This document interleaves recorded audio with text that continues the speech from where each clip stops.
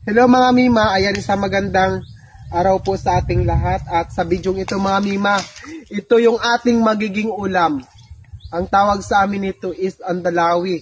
Sa aming mga katutubong Palauan. Andalawi yung tawag namin dito. Bali ito yung ating magiging ulam. Diba?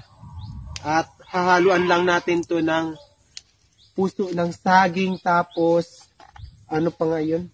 Isdang sapsap na nahuli ng aking kuya.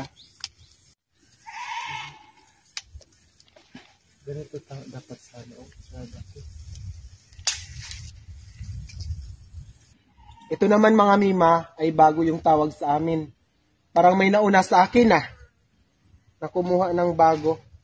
Mga Mima ngayon. Yung gulay natin is gulay sa gubat.